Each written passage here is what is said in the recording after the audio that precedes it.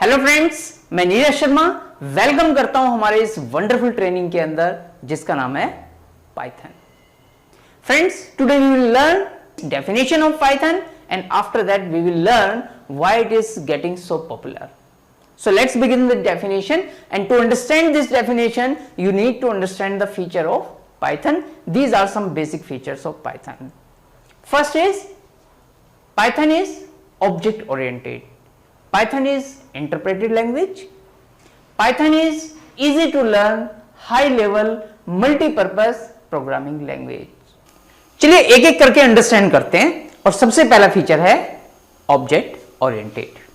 देखिए, object oriented समझने से पहले आपको यह बात समझनी चाहिए कि पाइथन मल्टी पैराडाइम को सपोर्ट करता है। मल्टी पैराडाइम को सपोर्ट करने का मतलब है मेरा कि पाइथन के अंदर मल्टीपल अप्रोचेस ली जा सकती हैं किसी भी सॉफ्टवेयर को डेवलप करने के लिए या किसी प्रोग्राम को बनाने के लिए। मल्टीपल अप्रोचेस जैसे कि फंक्शनल प्रोग्रामिंग हो सकती है, प्रोसीजरल प्रोग्रामिंग हो सकती है या फिर ऑब्जेक्ट ओरिएंटेड प्रोग्रामिंग हो सकती है।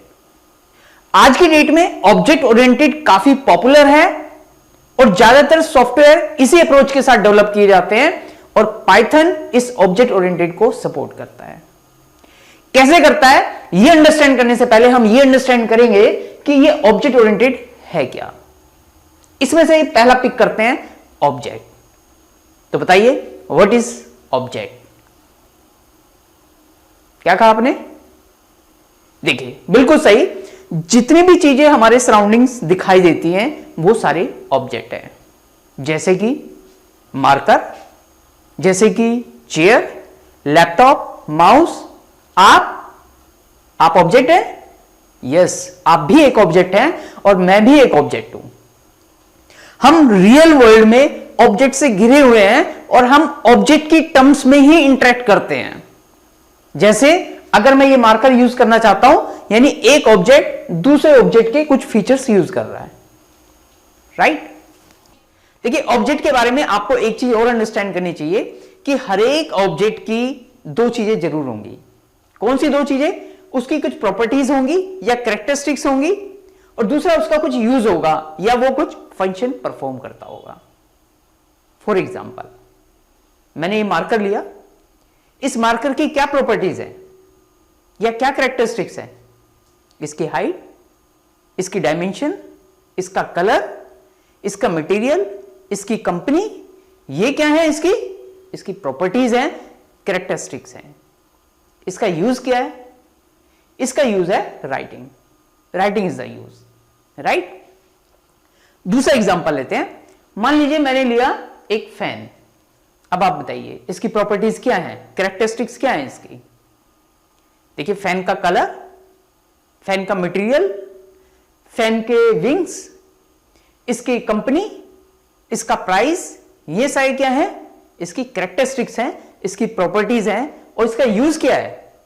Spreading air is the use, हवा देना इसका पर्पस है, ठीक है? तो इस तरीके से जितने भी ऑब्जेक्ट्स आप देखेंगे आप ये पाएंगे कि हर एक ऑब्जेक्ट की अपनी कैरेक्टरिस्टिक्स है। उन कैरेक्टरिस्टिक्स के अकॉर्डिंग वो कुछ यूज, उसका कुछ यूज है या वो कुछ फंक्शन परफॉर्म करता है। और जब भी एक ऑब्जेक्ट दूसरे ऑब्जेक्ट से इंटरेक्ट करता है तो इसका मतलब वो जिस चीज में कैपेबल है ये ऑब्जेक्ट उसके उन फीचर्स को यूज करना चाहता है, उन फंक्शनैलिटी को यूज करना चाहता है, राइट? इसके लिए एक एग्जांपल लेते हैं। मान लीजिए आप एक सॉफ्टवेयर डेवलपर हैं, शायद हो भी। अब मैं एक डॉक्टर हूं, ऐसा मान लीजिए। अब मैं कुछ सॉफ्टवेयर यूज करना चाहता हूं तो मुझे किस सर्विस लेनी पड़ेगी? एक सॉफ्टवेयर डेवलपर की सर्विस लेनी पड़ेगी। यानी एक ऑब्जेक्ट किसी दूसरे ऑब्जेक्ट की फंक्शनैलिटी को यूज कर रहा है, राइट? क्योंकि आप उसमें कैपेबल हैं। अगर आपको कभी ट्रीटमेंट कराना होगा तो आपको किस ऑब्जेक्ट के पास आना पड़ेगा? एक डॉक्टर ऑब्जेक्ट के पास आना पड़ेगा, क्योंकि इसके पास वो फंक्शनैलिटी है, वो सर्विस है जो आपको वो प्रोवाइड कर सकता है। तो रियल वर्ल्ड में या सॉफ्टवेयर जब हम डेवलप करते हैं, ऑब्जेक्ट की टर्म में जैसे हम इंटरेक्ट करते हैं वैसे सॉफ्टवेयर को डेवलप करना, वैसे सोच पाना कंपैरेटिवली ज्यादा इजी था। इसलिए ऑब्जेक्ट ओरिएंटेड लैंग्वेज का बर्थ हुआ। Clear? I hope this is clear. और अगर नहीं भी क्लियर है तो आप वीडियो को दोबारा देख सकते हैं या फिर जब हम एक्चुअल में ऑब्जेक्ट ओरिएंटेड कॉन्सेप्ट सीखेंगे तो और ज्यादा क्लियर हो जाएगा। चलिए अब नेक्स्ट फीचर पे मूव करते हैं।